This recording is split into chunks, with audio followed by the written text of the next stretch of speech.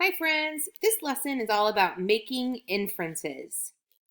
Our learning goal for today says, I can make inferences. Inferences? What does that mean? Well, actually, we make inferences all the time.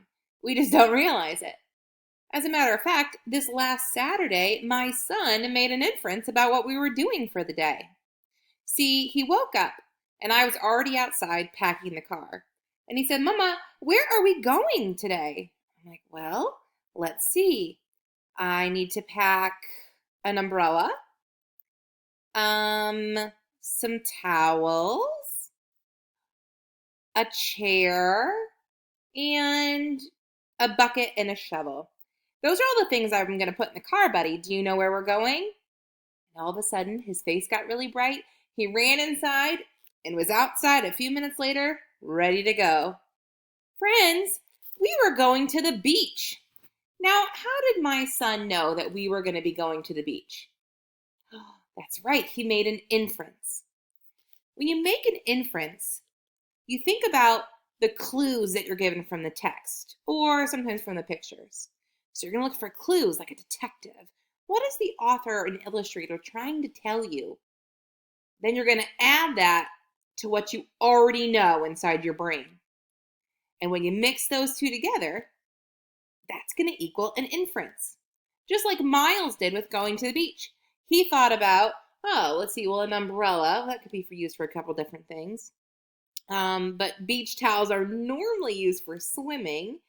The beach chair is normally used for when we're outside at the beach. And of course, at that point, it was kind of like, where are we going to be going swimming? But then when he saw the shovel and the pail, which you use in the sand at the beach, he knew those are all things he had used at the beach before. So then he knew what he needed to put on. He needed to put on his bathing suit.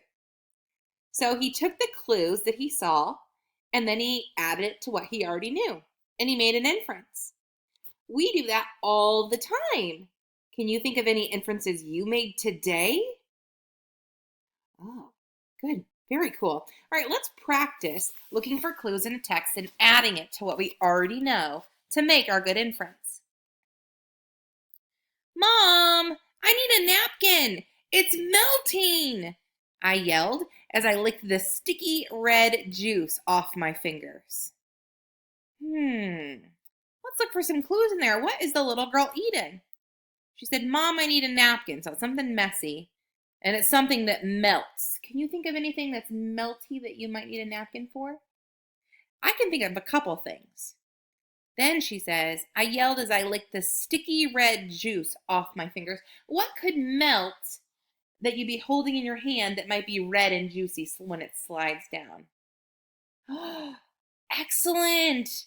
A popsicle, of course. Yeah, a red popsicle. We use the clues and then what we already know. We already know that things that are cold melt when it's hot outside. And we know that a couple things melt that we like to eat that's delicious, like ice cream and popsicles. But the sticky red juice, oh man, I could think of a time when I had a popsicle and it was all juicy melting down my hand.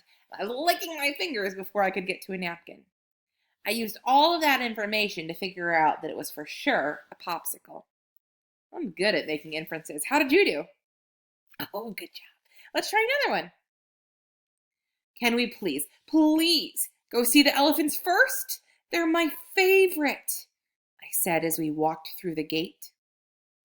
That's a good text. That gives us lots of clues. Let's see. So can we please go see? So we're going to go see elephants. Well, there's only a couple places we can see elephants, especially here in Florida. Where could we see elephants here in Florida?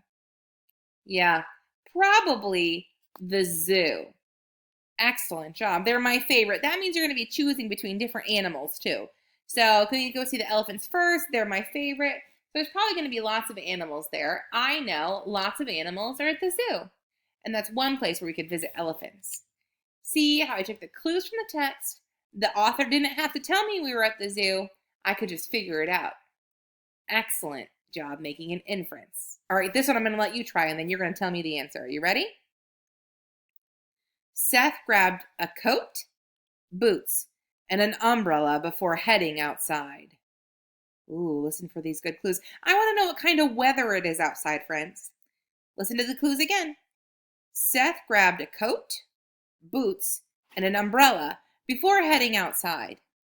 Okay, so let's make an inference. What do you already know? What kind of weather would there be if you had to grab all those items? What? You're so good, friend. Yes, it's raining outside. How did you know that? Of course, because a raincoat, boots, and umbrella are all used for when it's raining outside. What would happen if you didn't have those things and you would go outside when it's raining? Yeah, you'd get all wet. No thanks. I do not want to be a soggy mess when I go to school. Let's try another one. You did fantastic. Look for the good clues. The cheese was gooey and warm. The sauce was spicy and the crust was so crunchy. Delicious. Okay, friends, I want to know what I'm eating here with this good description. What would be described like this? What do you know that has gooey cheese that's warm, sometimes a spicy sauce, and a crispy, crunchy crust? Oh, this one made me hungry too. Yeah, pizza, of course. Yum. I took what I already knew. Lots of things have gooey cheese on them. Like, at first I thought maybe it was a grilled cheese. But then I thought, oh, sauce. Well, grilled cheeses don't normally have sauce in it. And then a crunchy crust? Oh, okay. Put them all together, and I know out of all the foods that have those things in it, it's probably going to be pizza. Is your tummy rumbling, or is it just mine? That was a delicious inference. Well, friend, you did excellent. Our learning goal said I can make inferences, and that's exactly what we practiced today. You took the clues from the text, and then you added it to what you already know in your brain. And that is how you make an inference. Okay, it's your turn. I want you to make an inference. I'm going to read this text to you, and then I want you to tell me where is this story taking place. Okay, and then send it to Seesaw for your teacher. Here we go. The lights went dark as the music began. I snuggled down in my seat and stared at the big screen. I popped a piece of popcorn in my mouth and took a sip of my soda. Okay, what do you think the setting is of this story? Where are they in this story? Use the clues from the text, and then think about what you already know, and then seesaw and let me know. All right, good luck, friend.